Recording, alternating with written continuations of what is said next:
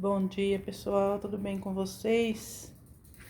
Essa noite escutou um barulho, devia ser umas 3 horas da manhã mais ou menos.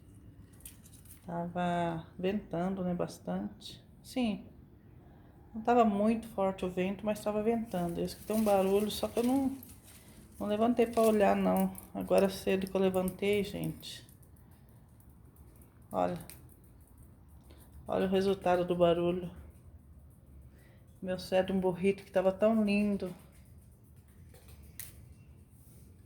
Olha que tristeza. Ah, meu Deus.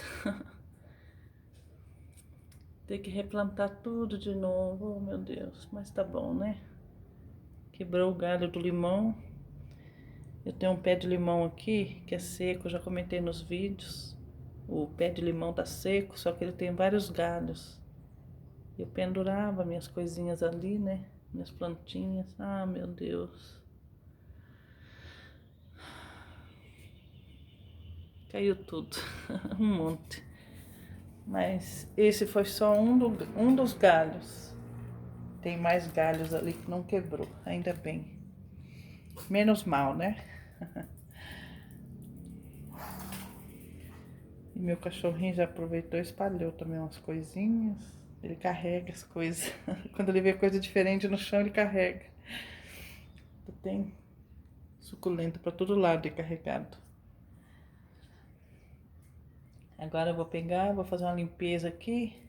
Retirar, né? Retirar a minha suculenta dali. E replantar. E vamos que vamos, né? Faz parte.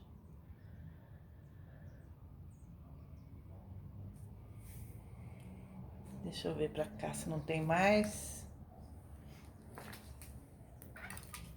Tem mais um galho ali. É, foi só um galho mesmo que quebrou.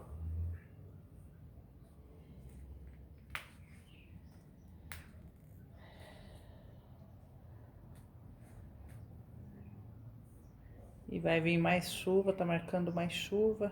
Vou aproveitar e fazer isso antes que chova mais. Mas tá bom, pessoal, eu vou encerrar esse vídeo. Só fiz esse vídeo curtinho. Eu quero aproveitar fazer a limpeza aqui. E eu replanto antes que venha chuva. Tenham todos um bom dia. Fiquem todos com Deus. E vamos que vamos, né? Tchau, pessoal. Até a próxima.